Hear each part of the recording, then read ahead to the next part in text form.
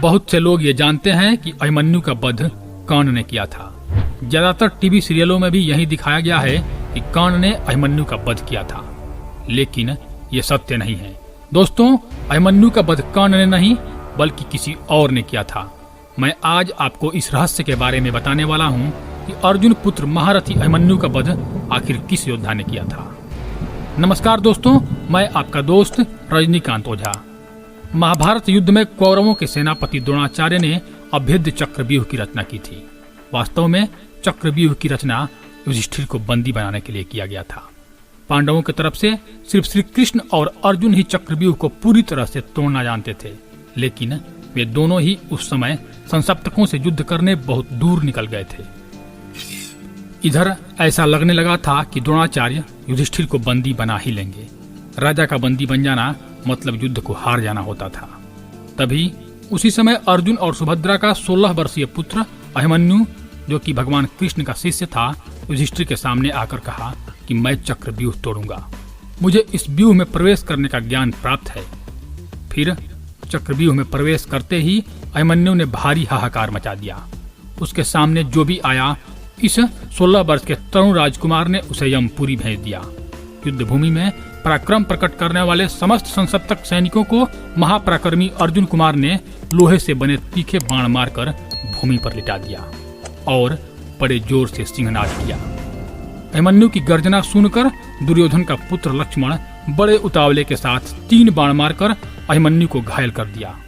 उसके बाद अत्यंत कुपित अभिमन्यु ने शान पर चढ़ाए हुए एक तीखे भल्ल द्वारा एक ही झटके में दुर्योधन के पुत्र का सिर धड़ से अलग कर दिया। यह बहुत दारुण दृश्य था। अपने युवा पुत्र को इस तरह अभिमन्यु के हाथों मारे जाने पर दुर्योधन के रोष का ठिकाना नहीं रहा। उसने पास में खड़े कर्ण, द्रोणाचार्य, कृतवर्मा, अश्वत्थामा, दुशासन और शकुनी, इन सभी 6 महारथियों को यह आदेश दिया कि किसी भी तरह से सूर्यास्त से पहले इस दुष्ट अभिमन्यु का वध करना ही है। लेकिन अभिमन्यु के बाणों की गति इतनी तीव्र थी कि उसके सामने कोई योद्धा टिक नहीं पा रहा था। चारों तरफ घोर अंधकार व्याप्त था। जब किसी एक के बस में अभिमन्यु नहीं आ रहे थे, तब 7 कौरव महारथियों ने एक साथ मिलकर अभिमन्यु पर धावा बोला। उन कौरव महारथियों जिनसे युद्ध करने में एक बार देवता भी डर जाएं, अभिमन्यु ने अपने धनुष को मंडलाकार घुमाकर सबको छत बिछत करके समरांगण में खून का नदियां बहा दिया। उसने कर्ण को 7, अश्वत्थामा को 10, द्रोणाचार्य को 14 और शकुनी को 32 बाण मारकर लहूलुहान कर दिया। यह एक अद्भुत सा दृश्य था। जिधर देखो उधर ही कटे हुए सिर, धड़, हड्डियां और कराहते हुए लोग दिखते थे। एक अकेला अभिमन्यु ने कौरव सेना में इतना भारी उत्पात मचा दिया था जितना भीम, अर्जुन, धृष्टद्युम्न इत्यादि मिलकर भी कौरवों का हानि नहीं पहुंचा पाए थे। कौरवों को लगने लगा कि अभिमन्यु अब किसी के बस में नहीं आएगा और उनकी हार निश्चित है। उसके बाद अभिमन्यु जब दुशासन से युद्ध कर रहे थे, उसी समय कर्ण ने पीछे से अभिमन्यु के धनुष का प्रत्यंचा काट दिया और उनके रथ के पहिए सहित ध्वजा को काट डाला, जिससे महावीर अभिमन्यु रथ से नीचे गिर पड़े।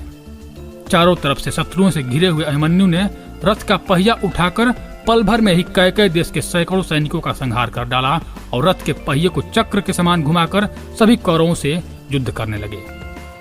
घायल शेर जिस प्रकार लकड़बग्घों के समूह में घिर जाता है, उसी प्रकार अभिमन्यु को कर्ण, दुर्योधन, शकुनी इत्यादि ने चारों तरफ से घेर लिया। सुभद्रा पुत्र का सारा शरीर रक्त से लाल हो गया था, लेकिन किसी भी योद्धा में अभिमन्यु के सामने आकर युद्ध करने की हिम्मत नहीं थी। उसके बाद अश्वत्थामा ने एक घातक बाण मारकर उनके पहिया को तोड़ डाला और अभिमन्यु को 13 बाण मारे। फिर अभिमन्यु गदा उठाकर दुर्योधन की तरफ दौड़े और उन्हें लगभग मार ही दिए थे। तभी बीच में दुशासन का पुत्र दुष्कर्मा गदा उठाकर अभिमन्यु को ललकारा। अभिमन्यु ने दुशासन पुत्र से कहा, बड़े हर्ष की बात है कि तू अभिमानी निष्ठुर दुशासन पुत्र मेरे सामने आ गया है। मैं आज ही सबके देखते देखते तुझे यमलोक भेज दूंगा। ऐसा कहकर अभिमन्यु दुशासन के पुत्र के तरफ दौड़े। उन दोनों योद्धाओं में भयानक गदा युद्ध शुरू हो गया। चारों तरफ से 10 महारथियों से घिरे अभिमन्यु ने अद्भुत पराक्रम का प्रदर्शन करते हुए बड़े साहस के साथ युद्ध किया। तभी एक दूसरे के गदा के चोट से दोनों योद्धा भूमि पर गिर गए और अचेत हो गए।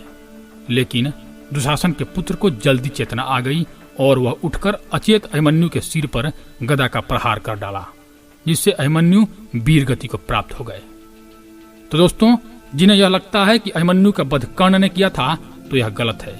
अभिमन्यु का वध दुशासन पुत्र के हाथों हुआ था, लेकिन उन्हें मारने के लिए 10 महारथियों को एक साथ मिलकर अभिमन्यु पर आक्रमण करना पड़ा था, तभी अभिमन्यु का वध संभव हो पाया था, वरना किसी 1 या 2 महारथी के बस में नहीं था अभिमन्यु का वध। तो धन्यवाद दोस्तों। यदि आपको यह वृत्तांत अच्छा लगा हो, कृपया हमारे चैनल को सब्सक्राइब कर दें। धन्यवाद।